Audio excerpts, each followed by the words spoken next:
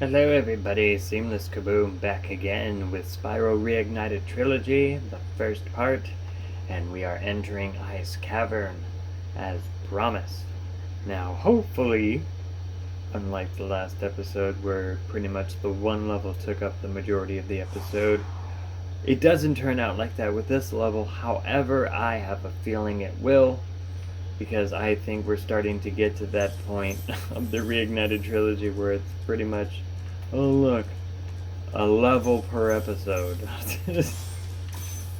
Again, I'm hoping not, but we'll see what happens. And once again, pretty much exactly like I did the original, I'm going to do it in the backward sense of how the level runs. Just because I wanted those lives.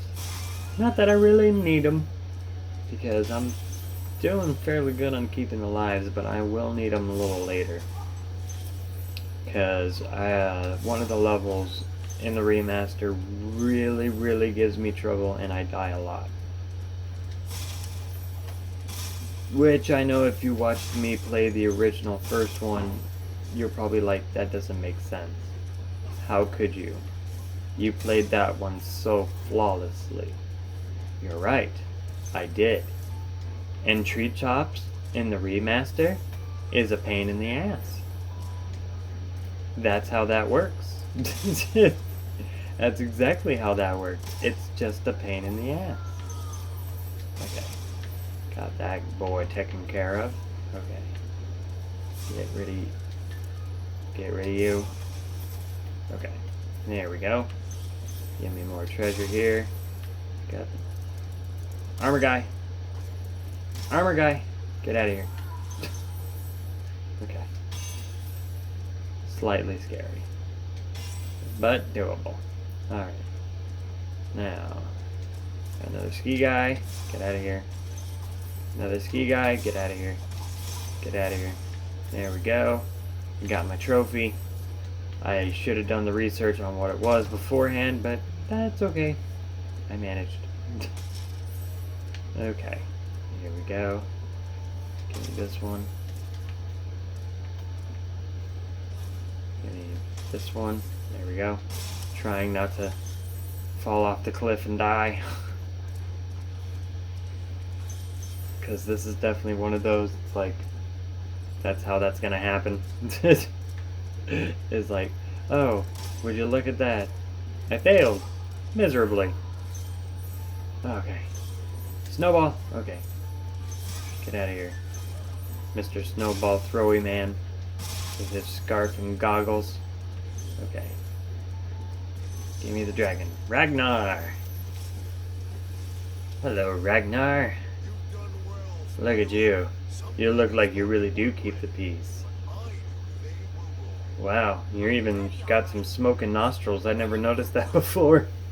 That's kind of cool. Neat little aspect added to that dragon there. Kind of neat. Okay. What do you want, Asher? What are you gonna ask me a question? Ah, yes, you're welcome. See, look at that. They keep adding little added tidbits to just thank you for releasing me, which makes them unique. It's awesome. That's how you remaster. It's like with a remake when it comes to a movie. You either remake a terrible movie and you make it better with all the problems that made the first one horrible. You fix all that. That's how you make a good remake. Or you expand on the original to where you redo pretty much like you redo it, but you add to certain aspects of it that you weren't able to previously, for the sake of, say, like, for example, because of limitations of technology at the time. Like, I like to use it as my example for it. Poltergeist. In my opinion, that's how you do a remake right. Like, yes, you can't really touch a classic original, and don't get me wrong, I love the original. but the added aspects that they did to it with the updated certain technology really helped expand on the film that, in my opinion, made it worth watching. Like the aspect of them actually going into the dimension, and we actually got to physically see it this time round, of what that dimension looked like from the perspective of being inside it. I thought that was a cool, real addition that expanded the film and didn't harm it in any way, and couldn't have been done back when the first one was being made because of the technological limitations of the time. That will always be my go-to argument. That's how you make a good remake.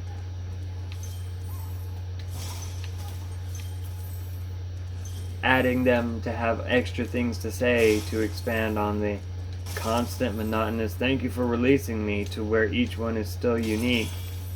That's how you do it proper. That's how you remake proper. That's how you do it right. Now, Crash Bandicoot Insane Trilogy did so on their own terms. Don't get me wrong. I am boasting here a lot with Spyro specifically, but don't get me wrong. Crash did everything proper too. They didn't dumb anything down. Now, they did something like that with Spyro a little bit later, and I'm still kind of bothered by it. But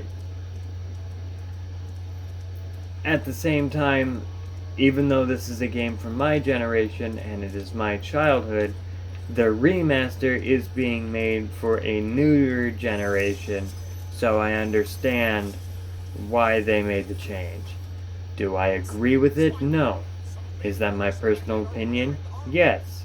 Will my personal opinion probably cause me problems later on in the future because it's an opinion? Probably. But I will deal with the consequences as that time comes. Who knows? Maybe, I might feel differently in the future. I can't tell. I know that I have changed from how I used to think and feel and act compared to certain things that I used to do back in the day and say back in the day. And I mean, I've been going over old episodes because I've been working on trying to get clips ready for me to make like certain compilation videos, because I figured that I have enough content now that I can start making some compilations, and if I make enough compilations right off the bat, I can start making compilations that are more current and up to date more constantly, kind of recap by year, so to speak, instead of like all at once like what I'm trying to do now, which is really, really hard, by the way.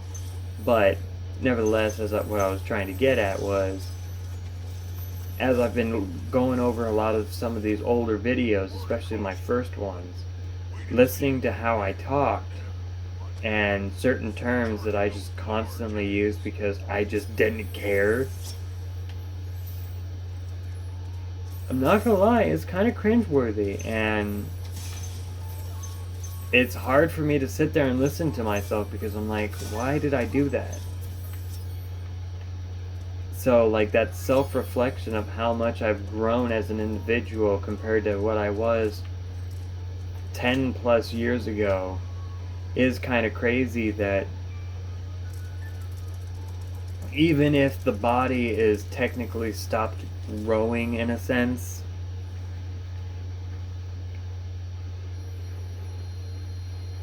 these are going to be kind of flaky words to use, but the soul, so to speak, still grows and expands and adapts itself as time flows and moves forward. So, like, am I glad that I don't act and say certain things like I used to? Yes, actually, because it was wrong then and it was wrong now, and a lot of it back then was just I didn't really fully understand the reciprocations of acting and saying certain things and the repercussions that they could have with it, the consequences that can come of it. So I'm glad that I have been able to grow as an individual and a human being, to be able to have moved past all that and be the individual that I am now, still keeping some of those aspects of who I am to my core, but while also at the same time doing better. Because I think, let's boil it down and get a little real here before I end this episode and we move into the boss in the next episode. Because, like I said, I figured that was going to take up the whole freaking episode, and I'm just getting little jewel balls to try to get extra lives here. But, maybe that is what truly is the meaning of life. Is actually coming to terms in a self-reflection to become self-aware of how much of one person, yourself, has grown as an individual, to reflect on what you did in the past, what you did wrong in the past, and by doing right, moving forward, by not repeating those actions, saying certain phrases, saying things, thinking things along those lines, that sort of thing. That's the meaning of life. Self-reflection of self-growth.